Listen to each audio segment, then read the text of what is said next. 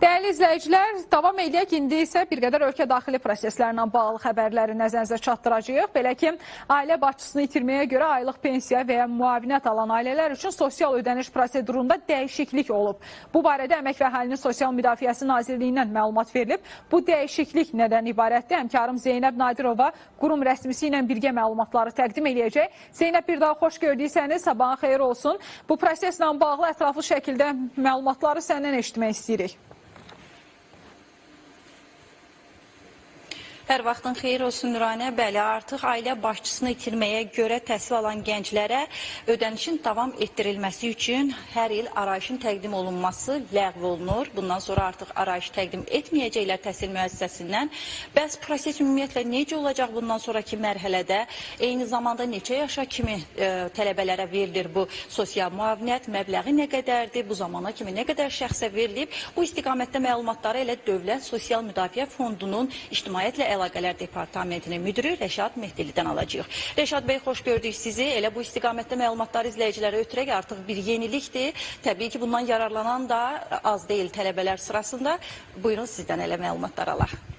Təşəkkür edirik sizə və sizin komandanıza ki, operativ olaraq bu sahədə yenilikləri birbaşa olaraq canlı yayımdan izləyicilərinizə çatdırırsınız. Sizin də qeyd etdiyiniz kimi, bu artıq yenilikdir. Bilirsiniz, Əmək və Əhalinin Sosial Müdafiəsi Nazirliyi müxtəlif xidmətlərini uzun illərdir elektron platforma üzərindən təqdim edir və bu sırada Dövlət Sosial Müdafiə Fondunun həyata keçirdiyi islahat nəticəsində artıq belə deyək, əyani təhsil alan və 11 mindən artıq tələbəmiz ailə başçısını itirməyə görə təyin olunan sosial ödənişləri hər hansı bir ödəniş davam etsin deyə belə deyək, arayış təqdim etmədən fasiləsiz şəkildə alacaqlar. Bu nədir?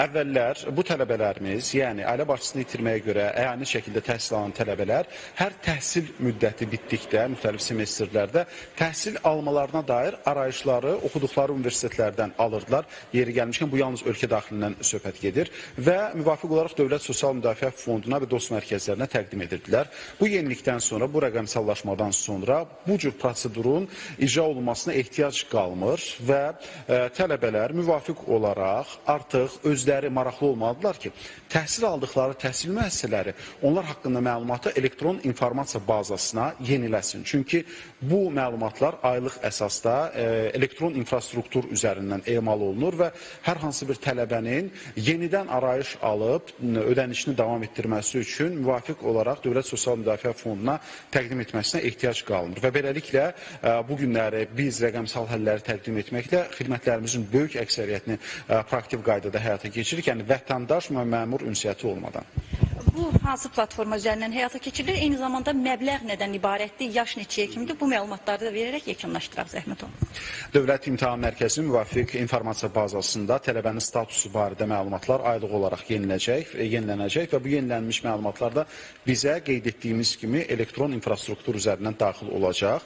Məlumatların ödənişlərin məbləğinə gəldikdə isə ailə başçısını itirməyə görə müavinətin məbləği 140 manatdır və bu 23 yaşınadək əyani təhsil alan uşaqlar, belə deyək də, tələbələrə şamil olunur.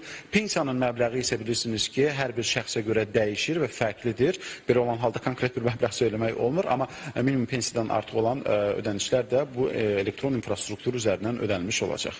Təşəkkür edirəm, geniş detallı məlumat verdiniz. Elə bu istiqamətdə də bu sosial yardımdan yararlanan şəxslərin də informasiyası oldu. Bəli, artıq bundan sonra müəyyən bir sənəd təqdim etməyə ehtiyac yoxdur. Yalnız təhsil aldığınız müəssisədə, bazada bu informasiyanı hər il yeniləmək lazımdır. Bunu unutmaq olmaz. Bizim çatdıracağımız Dövlət Sosial Müdafiə Fondundan Rəşad Mehdili ilə birgə məlumatımız bundan ibarət idi. Söz Nuranə sizdə.